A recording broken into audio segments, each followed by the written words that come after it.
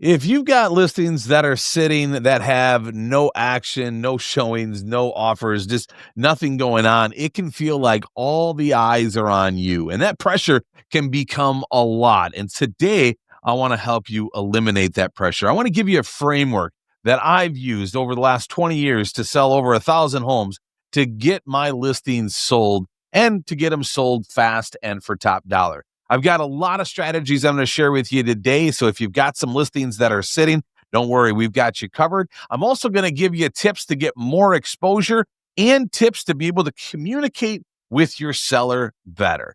We've got all of that and much more in this episode. Let's get into it. Welcome to the Agent Rise podcast, where we celebrate that you are unique, one of a kind. Instead of asking you to do things that make you cringe, we help you create a clear, personalized plan that aligns with you. No more overthinking or wasting time, just a straightforward path to building a real estate business you love. Welcome, Risers. It's that time once again for the Agent Rise podcast. I'm your host, Neil Mathweg, and today we're talking about getting those listings sold. If you're sitting with some inventory that's got no activity, let's get some activity rolling. Let's get into it today. I got a lot to throw at you. Before I dive into it, I want to let you know that we've got a listing guide. If you're looking to win at your listing appointments and implement a lot of the things that we're talking about today, because we find that if you have a great listing appointment, we call them listening appointments, you can really set expectations and really, really help your transaction. So we're not going to talk about the listing appointment today. We're talking about getting the listing sold that we already have.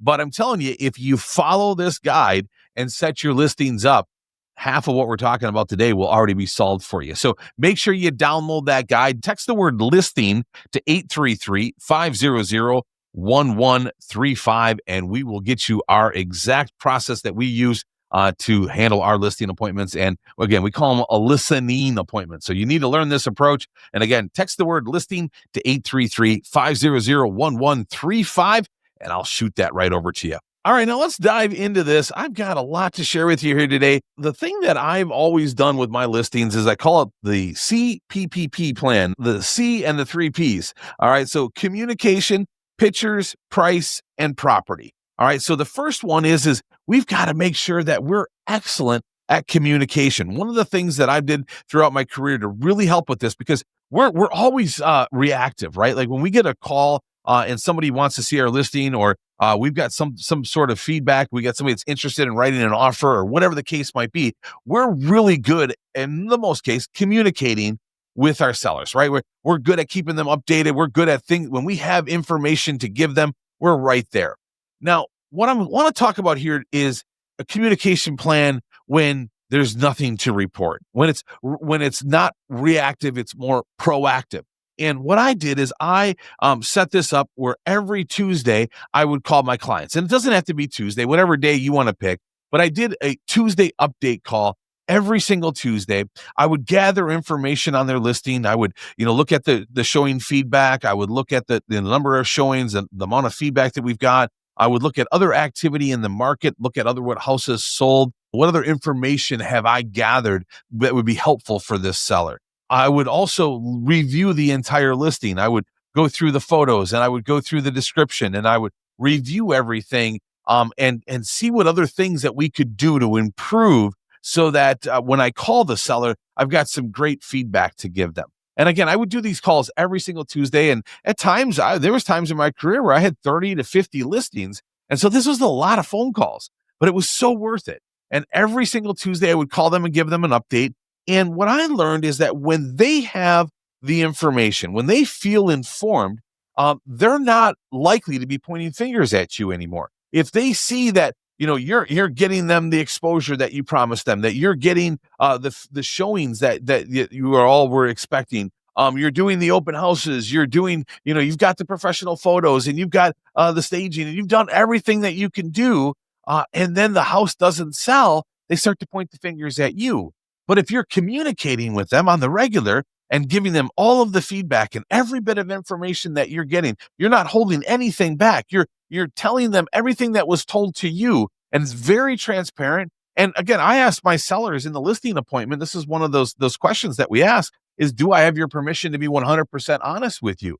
And if you have permission to be 100% honest with them at all times, I just let everything go to them. I know some seller or some agents will filter the feedback. Like they won't let them see all of the feedback, or they'll see the feedback first and then forward it. I just sent it right to them. There's no reason for me to filter it. That's their information. And you might have an argument to that, but I mean, I never looked at it any other way other than I want to get them this information. This is their information, right? The feedback that I'm getting and all of this, data that I'm receiving, this is their data, right? So I want to get this to them and be as transparent as possible. But then every single Tuesday, I want to be calling and touching base with them and going over the feedback with them and talking to them about other activity that's going on in the market. And then when you have those conversations on the regular, asking for a price reduction becomes really easy. I think a lot of us really, really struggle with asking for price reductions. And it's simply because we don't feel like we've been in touch with them. We feel like maybe we're behind. And we also feel like they're pointing the finger at us, right? Yeah, we're not doing our job. That's why we're asking for a price reduction, right? But we all know that that's not the case. Well, hopefully that's not the case. Okay. Another thing too with the communication is, again, we struggle to make these phone calls to talk about price reductions. One thing that a piece of advice that was given to me earlier in my career, and something that I've held on to for many years, is to not get attached to the outcome, right? Detach yourself from the outcome. I think some of us get so nervous to call our seller and have this conversation, and we almost get ourselves in a mess before we even make the call, right? So just don't get attached to the outcome. Instead, find yourself just freely calling and having a conversation with them. Hold it loosely. Know that however they respond is not going to affect you because you've detached yourself from the outcome. And again, if you can do this, it makes these calls easier. And also, if you schedule the calls, I think one of our problems is we don't have this as a scheduled call, and we're calling our seller and we have nothing really to share with them. And we are going to call to have this tough conversation, where when you do the Tuesday update calls, the call is already scheduled, right? It's already in the calendar. It's already, I didn't have them specifically in the calendar. I just said every Tuesday I call every one of my clients. So my clients were going to get a call on Tuesday, right? So when I call, it's a lot easier, right? I've already got the call scheduled. So when you go to that listing appointment and you set this as an expectation that you're going to call them every Tuesday, and you also in the listing appointment, they probably are wondering how you're going to communicate with them, and you give them a communication plan. That's something that a lot of agents don't have. Like, well, I'm available at all times. I'll just call you whenever, whenever you have a question, I'm there for you. That's their communication plan.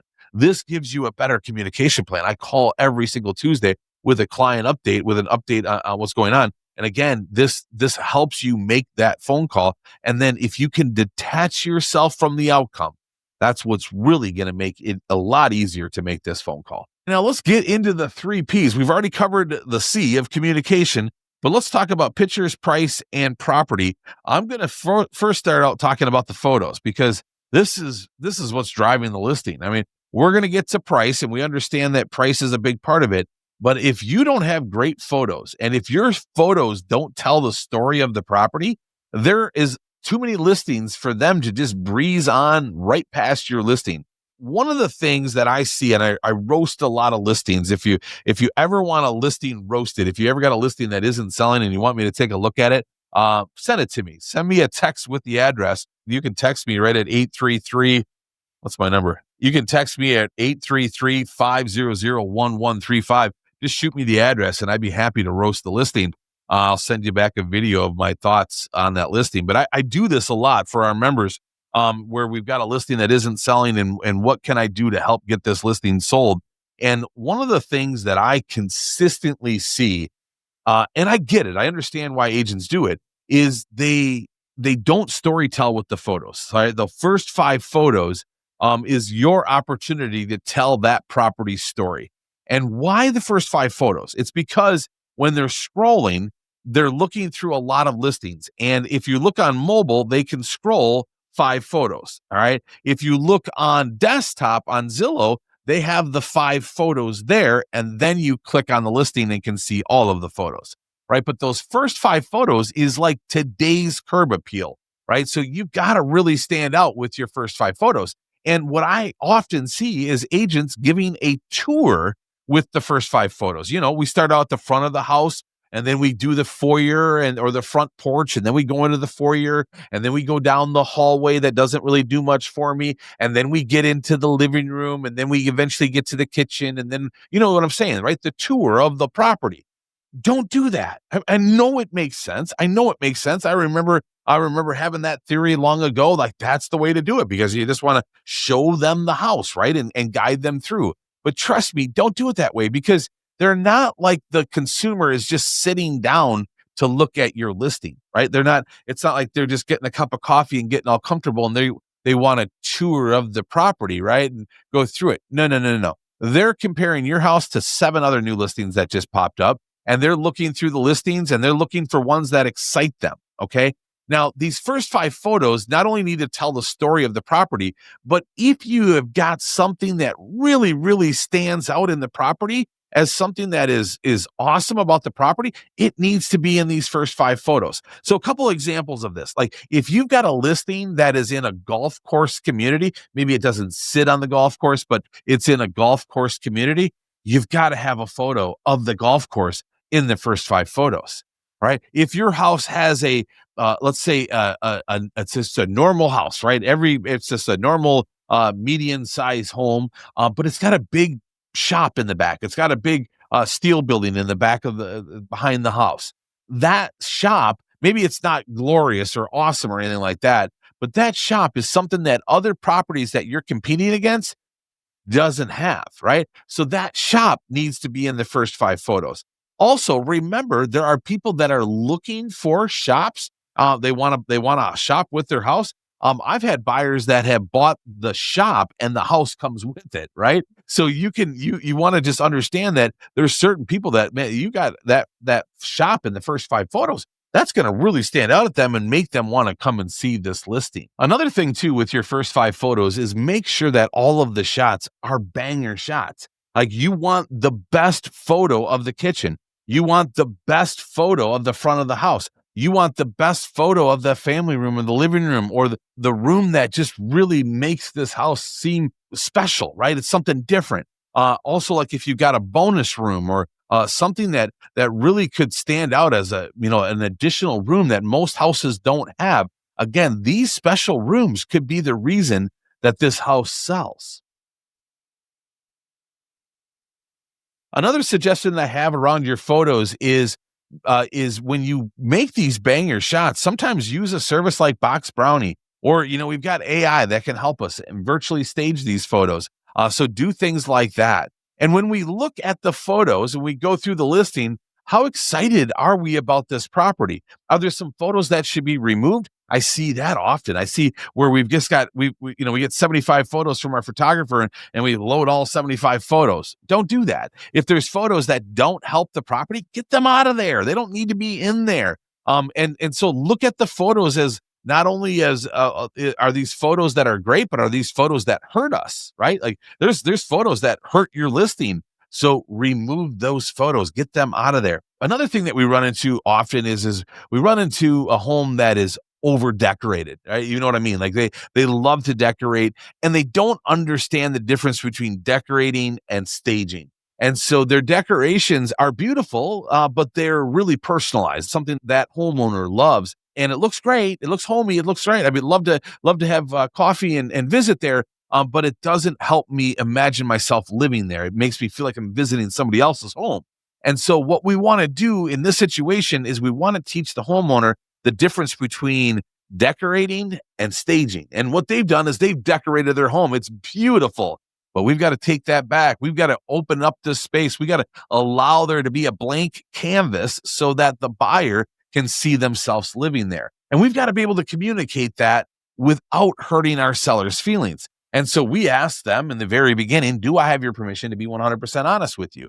And if so, then we can start to be honest with them right then and there. A couple other things about photos. The more you can use drone, the better. I mean, you can literally show so much more with a drone photo. So add as much drone to your photography as possible. Also, really pay attention to the marketing of the home. I think way too often we just trust our photographer to go out and get our photos and we just slap them up. I like to look at a property and I like to figure out the best angle. Like I think about like the front of that house, the lot, and what's an angle that I can make that house really pop. Because I'm competing with a lot of other listings, right? And I don't want just a stale front photo. I want a photo that just kind of jumps off the page. And then the same thing throughout. I'm just looking at how can I perfect the photos and don't ever quit on the photos. I think a lot of us we make that big investment right up front for our photos and most of the time they do a great job, right? But sometimes we need to go back and invest even more in those photos. And it can get hard, right? But if you just keep that as a standard, it will not only help sell this listing, but it will also help sell other listings because you'll be able to show them the difference that you made, the tweaks that you made along the way. And this is like a case study that you can use down the road to show a seller like this is truly how hard we work on a listing. Like maybe these were the first photos and then we adjusted more and made even more tweaks and we changed this and we did that. And you're just always adapting and always improving. And I think that's really important to show a seller. Obviously we want to get it all right when we go on the market, but sometimes we learn things as we go and we can improve as we go. And sometimes the sellers just aren't on board right away, right? Like you got to get them on board as you go. So all of these techniques can help you with the seller. I'm telling you, you've got to double down. You've got to do this for your sellers. Make your listings pop and just keep improving them until they close. So beyond the photos, we got to talk about the property, right? A lot of times we got to go in and we got to improve the property before we retake the photos or before we take the photos in the first place. And a lot of times the seller doesn't understand this, right? Like I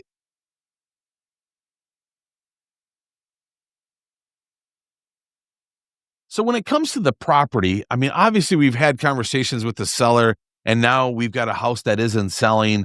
And what is it that we can do to improve the property so that it will sell? And I get this technique. This is something that I learned from my mentor early on in my career. I saw him work on every property that we built or flipped. He would work on them until the day they closed. He was never done working on them. I mean, he would paint the stairs going down, the unfinished stairs. He would plant more trees and plant more shrubbery and lay bark mulch and like just never stopped working on it. He would install American flag and put up a mailbox, and he would do everything he could to keep making that place feel more like home, like a better home. And I just took that as a practice and something that I did throughout my career is just always work on the listing. What else can we do to improve the listing? And again, this is the area where you've got to have permission from your seller because you can insult them. But this is the part that's so important. So if you got a seller that's over decorated, help them declutter and get that out of there. Get the walls whiter and grayer and nicer and brighter. Right? Remove excess furniture. And really have these hard conversations with your sellers and tell them to keep improving the property all the way up until closing. Just keep adding more and more to that property.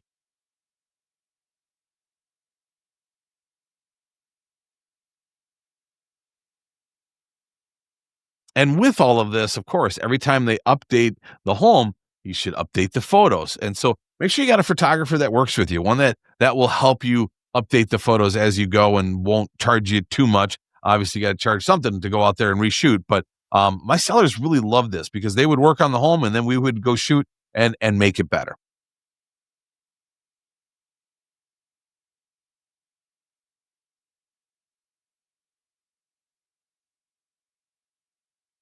Now, the last P is price. And we've had this conversation with them, right? We've told them that it's a little bit overpriced.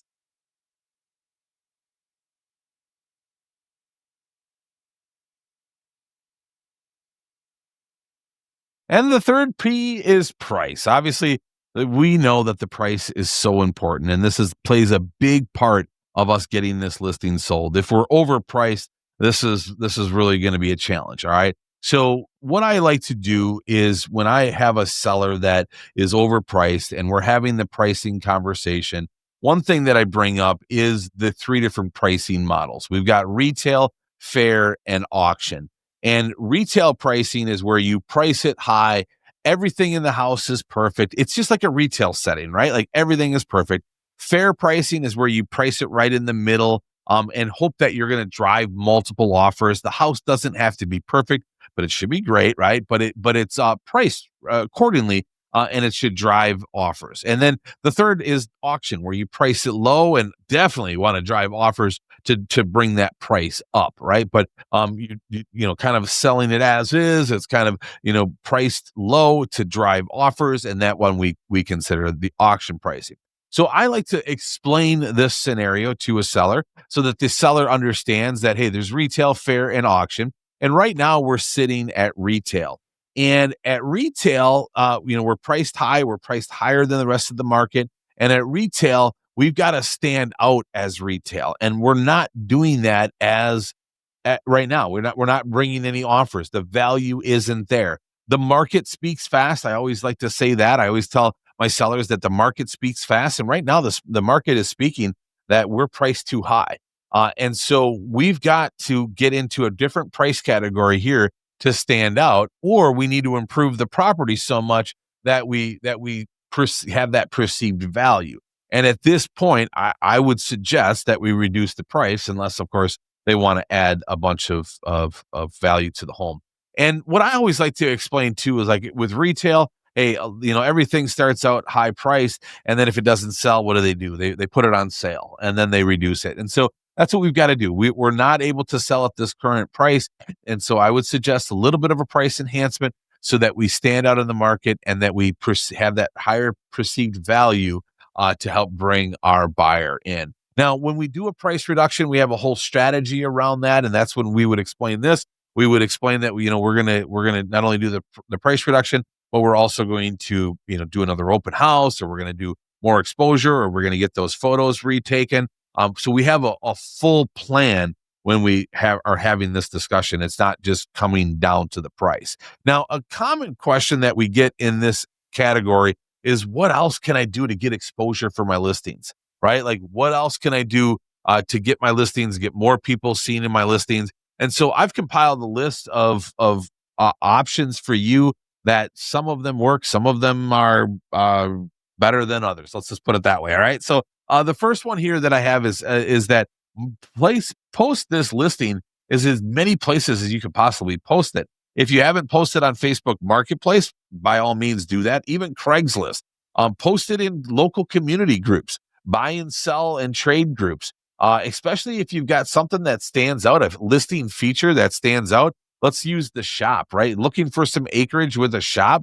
Post that in car groups, and post that in buy and sell groups, and post it in any groups with small business owners. Or think about who your buyer is for that property and get that listing in front of those groups. Okay. Another one is to run Facebook ads. $75 to $150 or so for a couple of weeks can get your listing, especially when it's a brand new listing. Market brand new listing, and don't give all of the details so that it creates comments. And then also you can turn this right into a lead magnet. I mean, you can have this as a Facebook ad with a lead form and have people fill out if they're interested in seeing the property or if they want more information. Right. So you could run direct ads. You could also, run PPC ads. There's also Google Profile, right? You could post your listing in Google Profile, get more exposure for your listing, right? All those photos and everything, all is right with the Google, right with the source, right? Another one is reverse prospecting, and this would rely your MLS to be able to provide that. But you could email and text the agents that have a criteria set up for a buyer. If they've got a buyer registered in the portal with a criteria, and your property would work for their criteria, you could then reach out to that listing agent and say, hey, your buyer that you're looking for properties for, I would love it if you brought your buyer through this property, right? So you could reverse prospect. You could also do broker open and agent caravan. And with this, you could also invite local influencers, other agents that post videos and photos on social. invite them over and use your listing to promote it, right? So you could do a broker open slash influencer meetup along with you maybe even have a photographer there to do headshots. All right. So make it an event and bring agents, bring brokers in to see your listing. And hopefully that'll give you more exposure.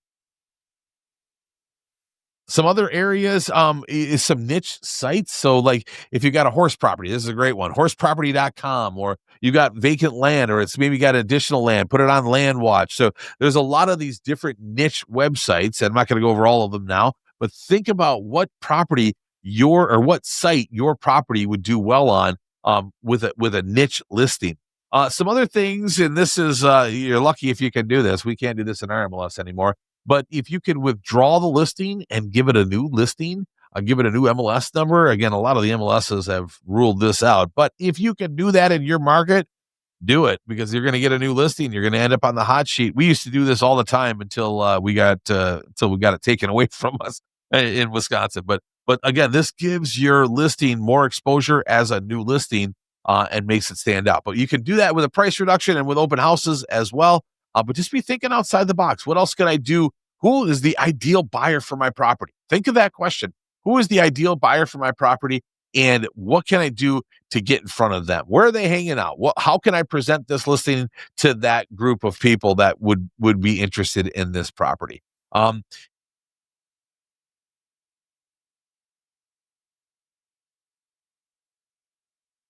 And the bottom line with all of this, again, it all comes down to pictures, price, property, and communication. So make sure your photos are great. And I didn't even mention that if you're taking photos with your cell phone, to stop doing that. Hopefully we're past that now. I think we are. So make sure you get professional photos, and also look at the difference in your photographers in your market too. Some are better than others. I've definitely seen that over the years. So just because it's a professional and you're paying them to go do the photos doesn't mean they're professional, right? So make sure you're going with the best of the best. Your photos really, really need to stand out. So pictures, price, obviously, the more effort you put into it, the more communication you put into it, the more they start to see that this isn't your doing, that this isn't your fault, that the house isn't selling, and then it's easier to get a price reduction. And property, keep them working on that property. Do everything you can, even if you can go over there and start doing some things, obviously with their permission, but help them get that property ready to be sold. Because if it's not selling, there's obviously some things that they can do to that property. It comes down to value. The value isn't there. The consumer doesn't see the value.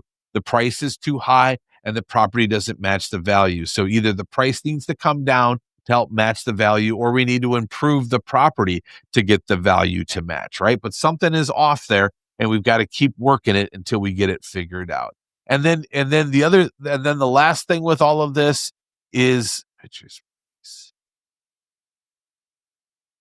And with all of this, it all comes together, right? If you're communicating well, you've got great pictures, you've got the property, and you keep working on the property and making the property the best you can, and then you capture all of it with the great photos. Let's see. Let's wrap this all up. It comes down to the three. So again, if you put this all together and you've got great communication and you've got great photos and you've got a great property because they keep working on the property to make it better. And then every time they make that property better, you're capturing it with the photos, and then you're aligning the price with where today's market is and where the buyers are at. And you're showing them evidence of where these buyers are at and what price range these buyers are buying houses at. And you've got to get the property into that price range in order for it to get it sold. But again, you can't do all of that if you don't have great pictures, you don't have a great property. The price is all goes together, but work on that pictures and the price. I'm sorry, work on the property and the price, work on the property and the photos. Wrap it up. All right. All right. So now hopefully with all of this, you start to see that you've got to have great communication, right? Lead with communication, have a great communication plan. You've got to have the property looking great and always be working on that property. And then once that property is looking better and better, make sure you capture it with great photos. Always be updating the photos, always be improving the photos, removing photos, send your photos off to BoxBrownie or virtual AI, something to make your photos look better. Always be improving your photos. And then when it all's said and done, you've got your property looking great. You've got pictures that are looking great. You've got great communication. It's then easier anyways, to ask for a price reduction because there's no battle anymore. There's no them pointing fingers at you anymore. They're understanding that you're doing everything that you can. And now they understand that they've got to do their part and they've got to improve the price. All right. So I hope that helps you. And I hope that helps you get some listings sold. And then, of course, use all of these other ways to get your listing more exposure and get your listing out there as in front of as many eyes as possible. The marketing truly matters. And a lot of us skip over that. We just rely on the MLS. And I'm telling you, that's not how listings get sold. You've got to make sure your marketing is fantastic.